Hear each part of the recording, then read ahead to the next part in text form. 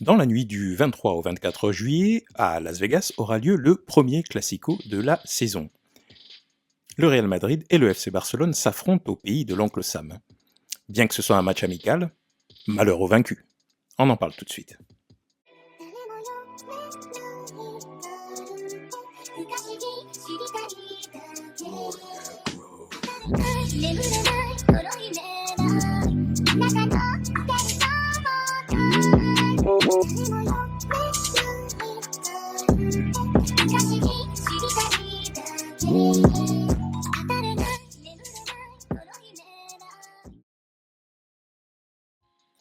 Bonjour à tous, bienvenue sur Barça Today.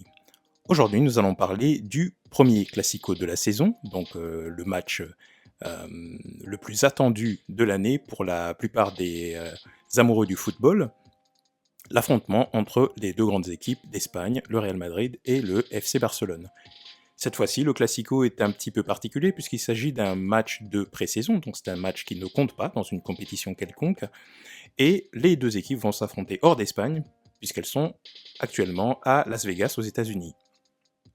Alors, qu'attendre de ce Classico ? Est-ce qu'il faut s'attendre à un match à forte intensité parce qu'il y a énormément d'ego investi et les deux équipes détestent perdre l'une face à l'autre ? On peut dire que les deux camps se détestent, ce sont des rivaux éternels. Donc c'est un match extrêmement important pour les supporters, pour les joueurs en eux-mêmes, pour les joueurs qui sont issus des centres de formation des deux clubs encore plus. Dans les deux camps, on nourrit une adversité, une haine féroce envers l'équipe adverse, une haine sportive, je le précise. Donc, est-ce qu'il faut s'attendre effectivement à un Classico à forte intensité avec un engagement fort et des joueurs qui se mettent en danger, ou alors il faut s'attendre à un match de pré-saison comme un autre, avec une équipe qui est en train de se roder, un Real Madrid qui arrive avec un petit peu de retard dans sa préparation, peut-être pas dans sa préparation globale, mais ils ont démarré, ils ont repris un petit peu plus tard, et ça va être leur premier match, alors que le FC Barcelone a déjà 2 matchs de préparation dans les jambes. Donc il y aura peut-être aussi une inégalité en termes de préparation pour les deux équipes. Et est-ce que ça va être juste l'occasion de faire une revue d'effectifs, d'essayer de nouvelles choses, et de voir des nouveaux joueurs sur le terrain pour les deux équipes ? Alors, pour démarrer, il faut déjà se remémorer le précédent Classico, donc le dernier Classico, parce que c'est toujours le dernier en date qui compte finalement. Le Barça s'était imposé 4-0, donc c'est un score important qui laisse des traces malgré tout. Donc c'est toujours le dernier événement qui reste dans l'esprit des joueurs. Souvent on a tendance à dire que chaque Classico est un match qui est un petit peu en dehors du temps. Peu importe les états de forme des deux équipes, si une équipe est en avance du point de vue du classement dans le championnat ou une équipe a remporté les précédents, ça ne change rien. À chaque Classico, à chaque match important, à chaque derby finalement, à chaque match important, les équipes subissent un reset de l'état d'esprit et on repart à la guerre comme en 40. Moi, je pense tout de même que le dernier match est important. Si tu as remporté le dernier match face à ton adversaire, tu arrives avec un avantage psychologique indéniable, et encore plus si le score a été important. Donc là, en l'occurrence, 4-0, c'est costaud. Même si, entre deux, il ne faut pas oublier que le Real Madrid s'est un petit peu refait la fraise en remportant la Ligue des Champions et le championnat. Donc c'est une équipe qui arrive aussi avec une certaine confiance. Mais malgré tout, voilà, si l'adversaire du jour, lors de la dernière confrontation, vous avez mis une petite fessée, ça reste compliqué tout de même. On arrive avec un certain nombre de ressentiments. Donc voilà, donc, je pense que ce match-là, le FC Barcelone part avec un léger avantage psychologique lié à la précédente victoire. Alors, je ne vais pas faire de pronostics parce que, en règle générale, je ne suis pas très bon dans les pronostics. J'ai tendance à me tromper. Donc, je devrais peut-être essayer de pronostiquer du coup la victoire du Real, comme ça, c'est l'effet inverse qui se produira. Mais donc je n'en ferai pas. Toujours est-il que si le Real venait à perdre ce match, je pense pas que ce serait un gros coup non plus dans le moral du Real, parce que d'abord c'est leur premier match de la saison, c'est de la pré-saison, et ça n'impactera pas énormément, je pense, leur début de saison en Liga, ou même leur match de Supercoupe qu'ils doivent jouer. En revanche, je pense que ce sera quelque chose de positif pour le Barça, parce que ça va continuer entre guillemets, à grossir leur capital confiance. Et ça, c'est quelque chose qui est non négligeable. Continuer à gagner et à remporter des matchs importants contre de grandes équipes, en l'occurrence là le champion d'Europe, donc c'est difficile de faire plus grand. Ça va continuer à faire grossir le capital confiance des joueurs, et ils arriveront donc en début de championnat avec certainement un état d'esprit de vainqueur beaucoup plus certain que s'ils perdaient ces matchs-là. Hein.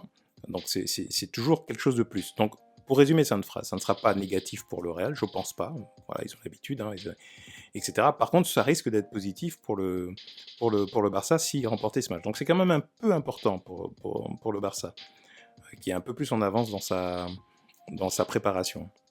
Qu'est-ce qu'il y aura comme changement par rapport au match précédent, notamment de ce début de pré-saison? Xavi est arrivé déjà, Xavi est arrivé à Las Vegas, a rejoint l'équipe, a déjà dirigé quelques entraînements. Ce n'est pas la même chose que de gérer les matchs à distance, on a un temps de réaction qui est plus rapide, et on voit les choses en live, et on prend des décisions certainement avec plus de variables dans l'esprit analysé. Donc ça va changer, je pense, quelque chose. Ce qui va être intéressant, c'est de voir effectivement quels vont être les joueurs qui vont être alignés. Bon, tout le monde attend de voir jouer Lewandowski. Je pense peut-être qu'il jouera quelques minutes, mais il entrera en seconde période, et je pense qu'il ne jouera pas beaucoup. Ce serait dommage de entre guillemets, d'abord griller sa carte comme ça, Lewandowski qui vient d'arriver, même s'il s'est maintenu physiquement, c'est pas la même chose qu'un match, et un match en plus de ça contre deux équipes extrêmement rivales, donc il risque d'y avoir un petit peu d'intensité. Je ne pense pas que Xavi va risquer de le faire jouer une mi-temps complète. Par contre, il va certainement rentrer pour la sensation, pour les photos, pour les images, quelques minutes avant la fin. J'imagine ça plutôt. S'il le fait rentrer en début de match, pourquoi pas, je me serais trompé, mais je pense que ce serait dommage de non seulement le mettre en danger physiquement, ça c'est le premier élément, il ne faut pas oublier qu'il a malgré tout, il a quand même 33-34 ans. Et deuxièmement, je pense que c'est pas le moment de révéler non plus ses cartes. Encore une fois, Lewandowski, comment il va jouer, comment il va combiner, etc. C'est des choses qu'on peut prendre le temps de préparer et ne pas les livrer comme ça aux yeux du monde. Hein. Voilà, l'espionnage industriel dans le foot, ça existe aussi. Donc il ne faut pas révéler ses cartes comme ça. Donc on attend de voir Lewandowski, on attend de voir qui va jouer entre Rafinha et Dembélé. Je pense qu'Aubameyang va être titulaire. Même au milieu de terrain, qu'est-ce que Kessié va rempiler? Est-ce qu'il va faire jouer Gavi, De Jong et Pedri? Est-ce que Busquets va être titulaire ou pas? Donc, comment Xavi est en train de construire son équipe titulaire va nous être révélé petit à petit au fur et à mesure que les matchs amicaux avancent. Il y en a encore un ou deux entre le match contre la Juve derrière, le trophée Gamper, il y a encore un petit peu de temps, mais bon, je pense qu'il ne peut pas non plus passer 5-6 matchs à faire des expérimentations. Il va falloir qu'il propose donc l'équipe type. Donc on attend de voir cela, ça va être super intéressant. Je ne crois pas que le score soit hyper intéressant. Est-ce que s'il y a un score fleuve de 5, 6, 4, même 4 buts d'écart, je ne crois pas que ce soit révélateur. Clairement, ces deux équipes en championnat seront quand même relativement proches, comme chaque année. Donc voilà, c'est pas parce qu'il y a un écart de plusieurs buts que ça voudra dire que les équipes sont réellement...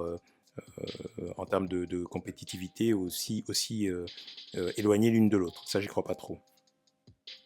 Donc Xavi sur le banc, ça va être quelque chose de positif. Alors un autre point que je voulais aussi faire remarquer, c'est que lors du précédent Classico, Benzema était blessé, n'a pas pu jouer. Donc on n'a pas eu ce danger-là, donc à gérer en plus. Donc ça a certainement participé au fait que ça a été plus facile de battre le Real, il faut être complètement honnête. Donc là, avec un Karim Benzema, ok d'accord, on ne sera pas non plus à 100%, c'est pas tout à fait la même chose non plus. Hein, voilà. Okay, c'est pas Messi, c'est pas Ronaldo, même si c'est le joueur de l'année. Hein, je pense qu'il y a des gens qui vont me tomber dessus, mais on parle quand même pas du même calibre de joueur malgré tout. Donc. Mais il s'impose dans le jeu, il est important, il est tout aussi important qu'un Modric, par exemple, hein, pour le Real, ou un Casemiro. Ce n'est pas la même chose quand ils sont absents et quand ils sont présents. Et encore plus un Thibaut Courtois, par exemple, qui pour moi, clairement, est vraiment l'atout maître de, en tout cas la saison dernière, du Real Madrid. Donc ce Classico reste très intéressant pour les raisons qu'on a évoquées, à savoir affronter une grosse équipe dans sa préparation, engranger du capital confiance. Euh, Ce ne sera pas à 100% un match amical. Clairement, je pense qu'il y a des joueurs qui sont extrêmement investis. Je ne sais pas si Piqué jouera, par exemple, ou Jordi Alba. Ce sont des joueurs qui sont extrêmement investis avec leur club. Et je pense ils iront à fond. On sait à quel point c'est important pour Gérard Piqué, par exemple. Donc je pense qu'ils joueront quand même le match de façon à pouvoir le gagner, clairement. Mais il ne faut pas non plus en tirer des conclusions hâtives si jamais le Barça venait à s'imposer facilement. Et même si le Barça venait à perdre, hein, ce qui est possible aussi, hein, ce ne serait pas non plus quelque chose d'extrêmement grave. Ça servira surtout à avoir pu affronter une équipe de très haut niveau européen et de tester ses principes, de tester ses tactiques, de tester certains joueurs. Euh, Doter un petit peu de fébrilité pour les jeunes joueurs qui n'ont pas l'habitude de jouer ce genre de match. Bah là, on affronte quand même le grand Real Madrid, mais dans un cadre où il y a moins de risques. Si on fait des erreurs, c'est moins grave.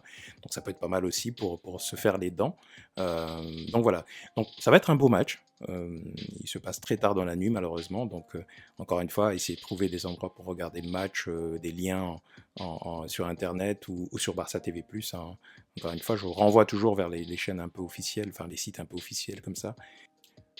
Donnez-moi vos 11 de départ pour les deux équipes, mais pour le Barça a fortiori. Qui est-ce que vous pensez que Xavi va aligner en premier sur le terrain et qui va rentrer en cours de match? Ça va être très intéressant aussi. On va se rapprocher de plus en plus du 11. Donnez-moi vos pronostics. Est-ce que vous pensez que le Barça, étant un peu en avance, va remporter ce match facilement avec les nouvelles recrues notamment, ou est-ce que vous pensez que le Real, dans sa dynamique, c'est une équipe qui se connaît ils se connaissent tous très très bien, ils jouent ensemble depuis énormément de temps, donc les rouages sont déjà extrêmement bien faits, bien ficelés, donc pour eux ça va être ça, ils vont dérouler, hein, ils vont démarrer comme ils ont terminé la saison dernière, donc je serais curieux de savoir ce que vous pensez en termes de résultats. N'hésitez pas à liker la vidéo, à partager la vidéo, mettre le petit pouce, et à vous abonner pour ceux qui ne le sont pas encore. Et je vous dis à très bientôt sur Barça Today.